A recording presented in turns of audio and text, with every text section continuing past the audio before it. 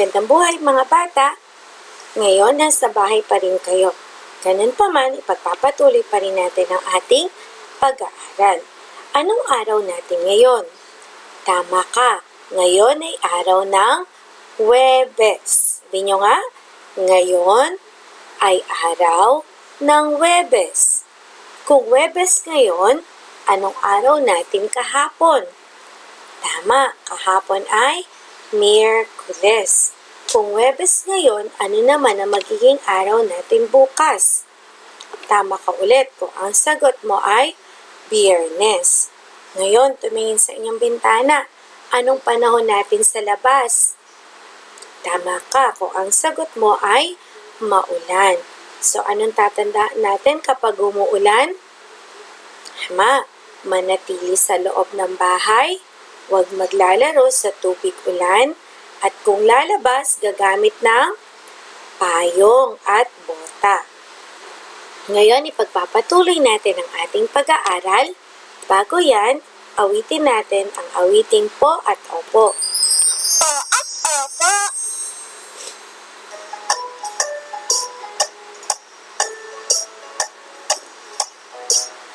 Ang mga mabubuting bata, gumagalang sa nakakatanda, sumasagot ng may opo, nagpapaliwanag ng may po at opo. Mama po, salamat po, sorry po, thank you po. Ang mga mabubuting bata, gumagalang sa nakakatanda, sumasagot ng may opo, nagpapaliwanag ng may po at opo, ng may po at opo, ng may po at opo.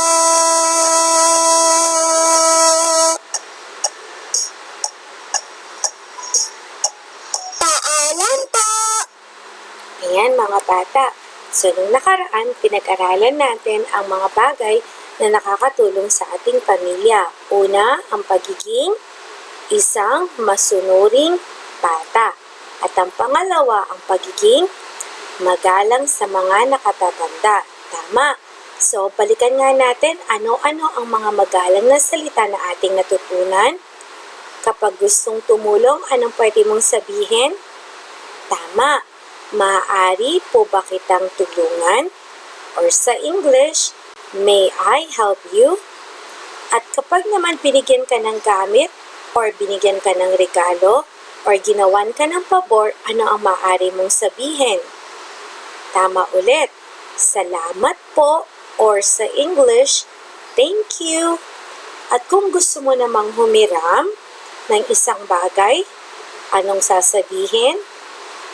Tama. Maaari po bang humiram? Or sa English, may I borrow?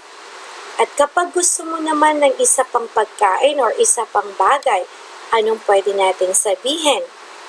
Tama ulit. Pahingi po ng isa pang pirasong cake. Or sa English, please give me another piece of cake.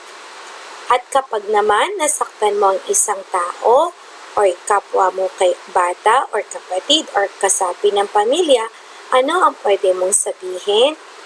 Tama ulit. Paumanhin po or I am sorry. Pinag-aralan din natin ang bilang isa. Or sa English, one. Sabihin nyo nga, isa. One. Isang candy. Isang ibon. Isang bola. Sa English, one candy. One bird. One ball. Yan ang bilang isa or one. Ngayon naman, pag-aaralan natin ang isa pang pagandang pag-uugali na dapat ay nakikita sa ating pamilya. Pero bago yan, awitin muna natin ang awiting ito.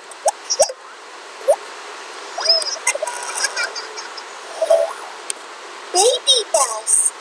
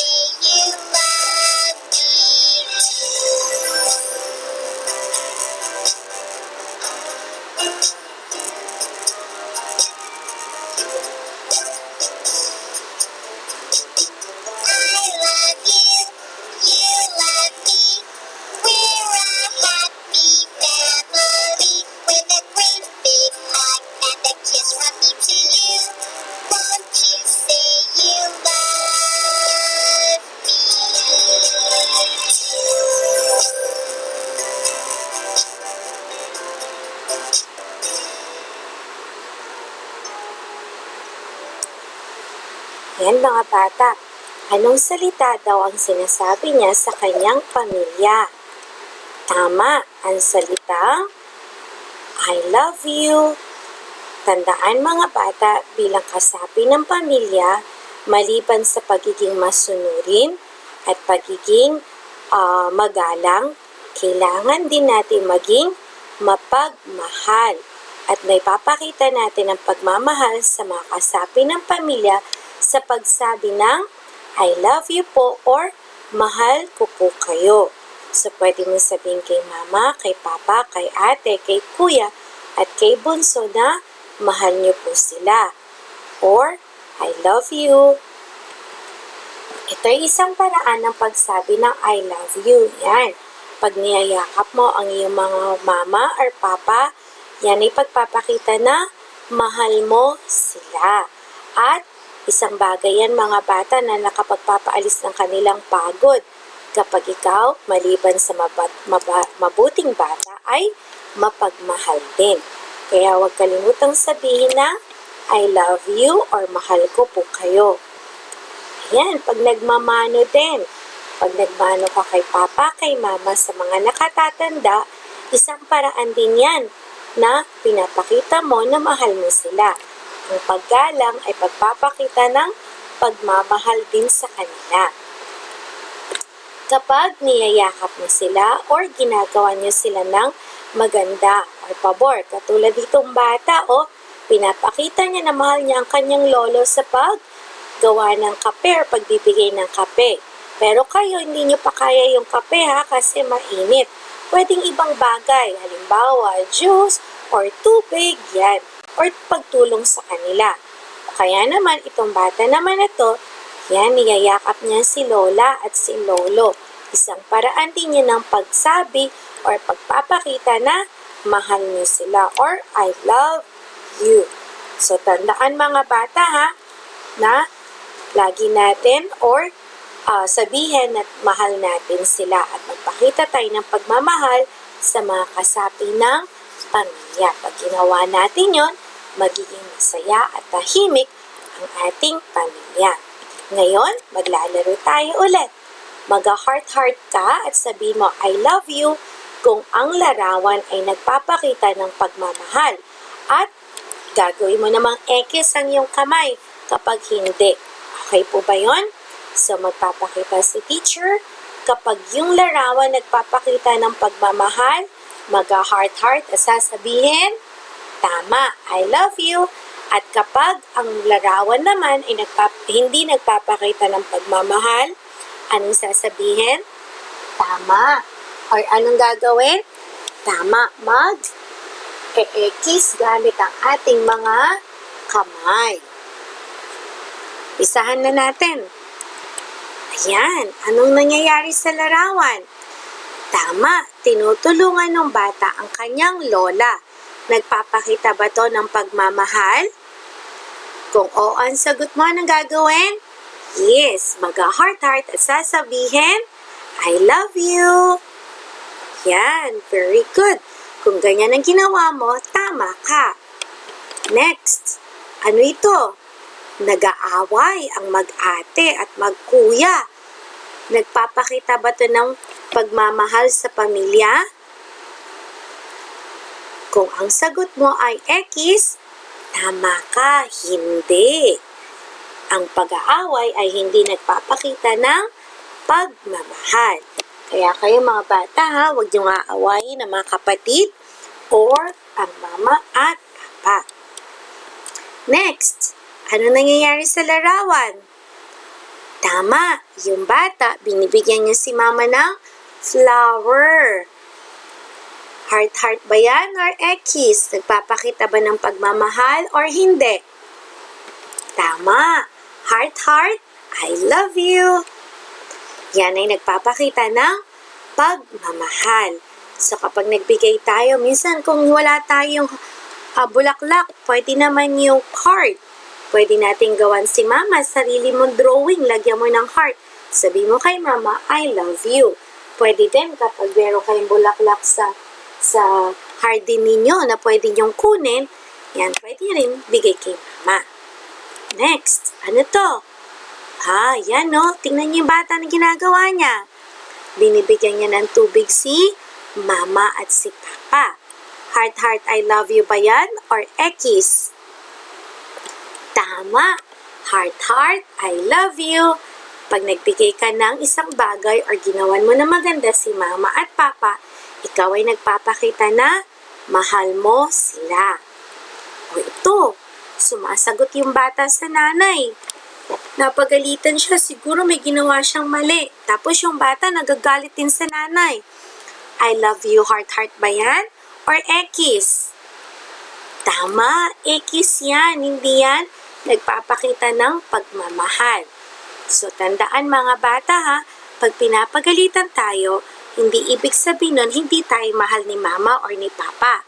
Ibig sabihin nun, may ginawa tayong mali. At pinapagalitan tayo para sa susunod, hindi na natin siya gagawin. At gagawin natin kung ano ang tama. Naintindihan po ba? Magaling kung ganon. Next. Ayan. Ano nangyayari dito sa larawan? Tama, pinagsasabihan siya pero di siya nakikinig. Sinarado niya pa, tinakpan niya pa yung kanyang tenga. Heart, heart, I love you ba yan?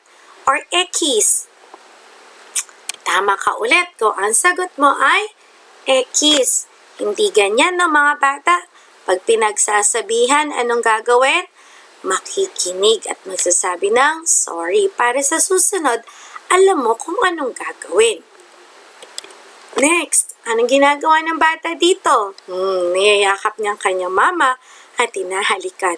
Heart, heart, I love you ba yan or X? Tama. Heart, heart, I love you. Kapag niyayakap natin si mama, tinahalikan natin sila, nagpapakita tayo ng pagmamahal. Alam niyo ba mga bata, pag ginagawa niyo to, nagiging masaya si mama at nababawasan ng kanyang pagod.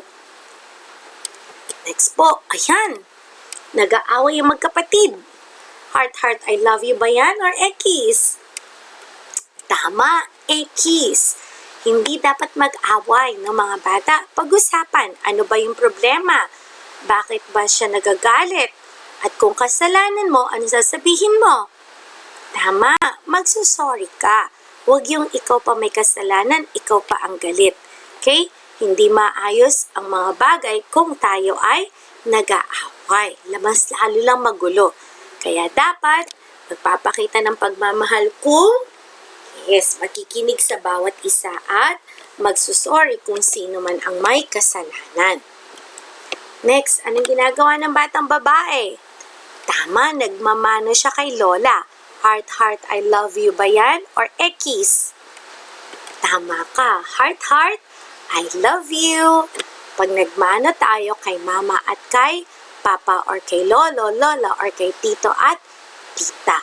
So yan ang mga bata, tandaan, mahalaga sa pamilya ang pagsabi ng I love you or mahal ko po kayo. Hindi lang pagsabi, pwede rin natin gawin sa mga kilos natin na ipapakita natin na mahal natin sila. Para sa assignment, gagawa kayo ng video na nagpapakita ng pagmamahal sa kasapi ng pamilya. Pwede yung i-hug mo si mama, tapos sasabihin mo, I love you po, mama. Or kay papa, I love you po, papa. I love you po, ate. Ganun. Kahit mga 2 lang or 3. Okay? Or kung hindi naman kayo makapag-video, pwede kayong gumuhit, gumupit, o mag-print ng larawan na papakita ng pagmamahal sa mga kasapi ng pamilya. Kapag nag-video na, hindi na kailangan pang mag-print or magguhit or maggupit. Kapag hindi naman nag-video, doon lang kailangan gumuhit, gumupit, or mag-print. Okay po ba yon? Okay, so anong sasabihin natin sa ating mga kasapi ng pamilya para sa na maipapakita natin ang pagmamahal sa kanila? Tama. Heart, heart, I love you.